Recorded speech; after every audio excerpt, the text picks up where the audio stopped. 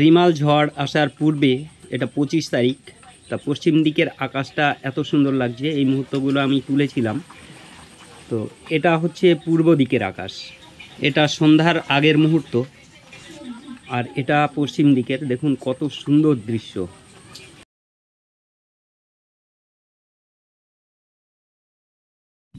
আশা করি বন্ধু ভালো আছেন, সুস্থ আছেন।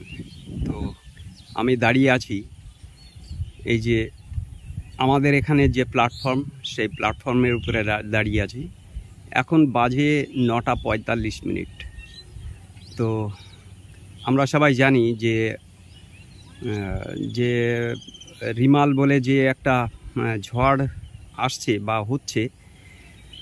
অলরেডি আমি বর্তমানে যেখানে আছি, আমাদের জায়গার উপর দিয়েই আর কি যাবে। আমার এই জায়গা একদম সেন্টার জায়গা, মানে এখান দিয়ে ঝড়টা আর কি যাবে। যেহেতু 9:45 বাজে, তা দেখুন চারিদিকে থমথমা মেরে রয়েছে একদম।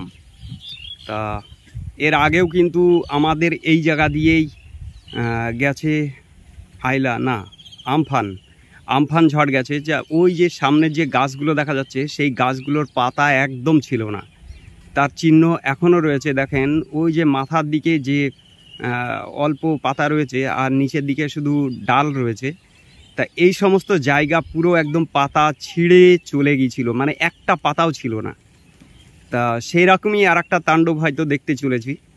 তো এই জায়গাটা দিয়েই কিন্তু অলরেডি ঝড়টা যাবে। তা একটা জিনিস দেখুন, আমরা যেহেতু একদম সেন্টারে রয়েছি, এখন দেখুন চারিদিকে থমথমা মেরে রয়েছে, কোনো রকম ঝড়ের কিন্তু আভাস নেই। যা হয়েছে রাত্রে হয়েছে, অবশ্য রাত্রে এর থেকে অনেক বেশি দাপট ছিল। তা এখন যেহেতু আমরা সেন্টারে রয়েছি আর আমাদের এই বনগার উপর দিয়েই কিন্তু ঝড়টা চলে যাবে, তা সেই কারণেই কিন্তু একদম স্টিল সব দাঁড়িয়ে রয়েছে, মানে কি স্তব্ধ পুরো। তা এই দিকটা হচ্ছে বাংলাদেশ, এই বাংলাদেশের উপর দিয়েই যাবে, উপরেই আর কি যাবে, এই বনগার উপর দিয়ে যাবে। তা মেন ব্যাপারটা হচ্ছে আমাদের এখানে যে থমথমা ভাবটা রয়েছে, সেই থমথমা ভাবটা কিন্তু এর সাইডে কিন্তু নেই। সেটা আমি জানি যে অন্য দিকে যেরকম ঝড়ের গতিবেগ আছে, এখন বর্তমানে প্রায় 90 থেকে 100 কিলোমিটার বা আরও জোর হয়তো ঝাপটা দিচ্ছে। তা যেহেতু আমাদের এখানে খুব বেশি হলে পারে 10 থেকে 15 কিলোমিটার এখন বর্তমানে চলছে। এর আগে কিন্তু 2-10 এই 100-র উপরে কিন্তু আমরা এই ঝড়ের দাপটটা পেয়েছি।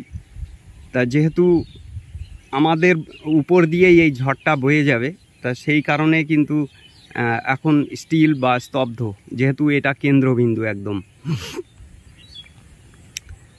তা এখনও তো মোটামুটি একরকম আছি। তো জানি না এর পরে কী সিচুয়েশান গিয়ে দাঁড়াবে, হয়তো লন্ডভন্ড করে দিতে পারে, কিচ্ছু বলার নেই। তা যাই হোক, আশা করি ভালো আছেন, ভালো থাকবেন। আর কমেন্টের মধ্যে লিখবেন যে আপনার এলাকায় কি পরিস্থিতি আছে না আছে, একটু জানালে আমিও জানতে পারবো। এই হচ্ছে বিষয়।